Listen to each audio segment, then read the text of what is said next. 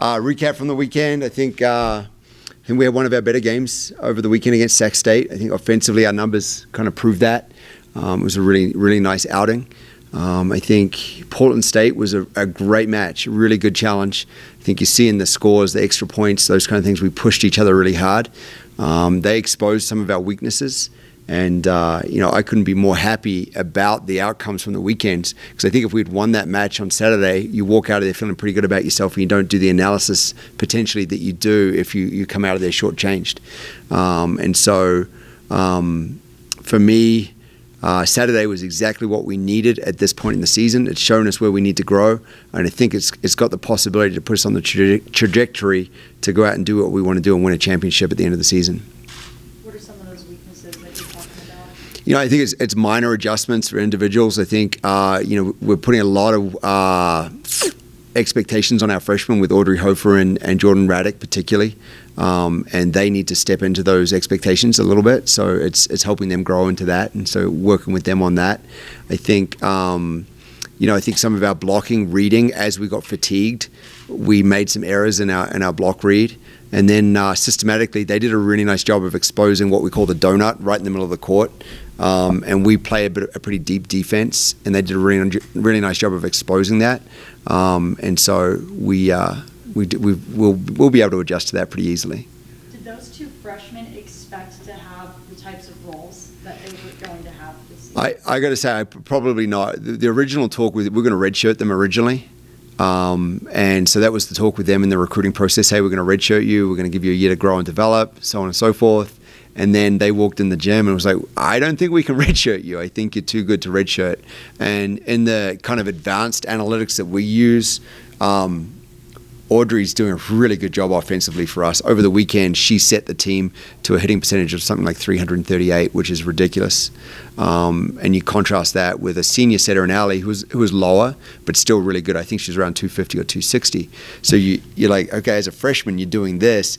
The critical part for Audrey, and we've addressed this with her, is it's in the moment where we have to, at like extra points in the first set, and her decision-making just doesn't happen the way it needs to happen.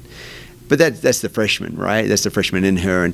And I, we just got to talk to them about, hey, if we're going to win a championship, we can't just say, hey, you're a freshman. We have to play like a championship team. So. What type of hope does it give you and your coaching staff to know that two of those freshmen you have for the remaining 4 years? Oh, yeah. We're going to be okay.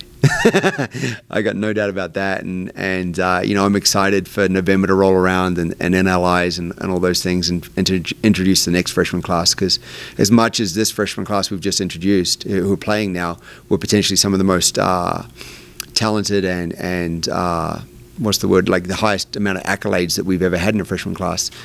What you're going to see in the next freshman class is a step up again. So. The future is nothing but bright for us, and I'm not waiting for the future. We want to win now, but it's going to be just fine. You guys start the second half of your conference on Thursday, sitting at number 4 in the Big Sky. What's kind of, what do you guys need to change this second half to prepare you for that Big Sky tournament? I think, we're battling for a seed right now. I think Weber State's done a really nice job going through the first half of conference undefeated. They're the team to beat. I think Northern Colorado and Portland State have proven they're right there to beat with 1 loss each. Then it's us and NAU with 3. So for us, it's those minor technical and tactical adjustments. We don't need a different talent pool. We don't need anything more. We have all the talent in the gym we need, and we have 17 young women who are fully bought into the vision of what we're trying to achieve. One of my biggest joys at the moment, and I don't know if you guys notice it watching, is how engaged our non-starters are. Our kids on the bench are changing the environment and changing the atmosphere of the gym every day because they are pushing so hard. So I know we have all the pieces. To answer your question directly, I think it's just the technical and tactical growth, and I'm excited because we've got four weeks left, I think, before conference tournament, and we've got 4 weeks to grow. So we're in a great position. I'm pumped. You hit the road to face these two teams that are kind of an interesting. Where like NAU, you split their matches last year with them, but they're competitive with you. Kind of brought up in history, they've been a really good program, and then Southern Utah got you at the tournament last year. Yep. So they clearly have a way of playing well against you. Just what's kind of the tale of the match of these two with two teams that are going to be competitive with you? Yeah, number one, this is our last trip that we're doing this in my career, in terms of NAU and SUU, because SUU of course, is moving on next year, and I'm not going to be sad about it. This is, for those who have made the journey between Flagstaff and Cedar City, it is not an easy travel trip. And so it's taxing mentally, and it's taxing physically because you are traveling so much. We're doing this, perhaps, I think we finally hit our sweet spot. We're going to fly straight into Flagstaff. We're going to fly from Flagstaff to Cedar City, and then we're going to fly out of Salt Lake to get home. So I think we finally found the best way to do the travel. Unfortunately, it's the last time we get to do it.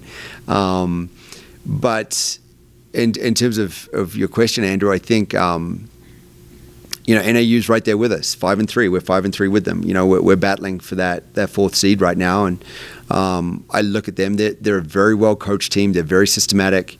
They've been the same system now for a number of years, so we kind of know what to expect. And then they've done a really good job at recruiting athletes to their system. So when they graduate one of their good players, hey, they've got someone right behind them waiting to step in and take that same role. The challenge with NAU is their home court. They've got a real home court advantage there. I think their gym is for real, and their fans are great. We beat them in 5 down there in 2019, and that's the first time we'd beaten them in a long time. And that was a challenging match, and really tough match. I think it's one of the only matches I've got carded in because I kicked a chair. So I'll go back and make friends with that chair and apologize to it. But so it's going to be really challenging. And then SUU on the tail end, it's a short turnaround. Like you got a full day of travel to get from Flagstaff to SUU, and then you play at 12 p.m. on Saturday or 2 p.m. I don't remember which time it is. It's earlier. And so you got a short turnaround, and so you come off this really challenging match at NAU, and then you got a short turnaround at SUU, and that's a team that, as you pointed out, knows how to beat us. They beat us at the conference tournament. I think they're an emotional team. They get up for matches. I think we are a match they will get up for because of that experience they've had with us, and so we're going to have our hands full in both instances, and I wouldn't want it any other way. You don't get into college athletics to come and just want to win easily. You get into college athletics because you want to be challenged and you want to be stretched to be your best. And I think, both of these teams will do that for us.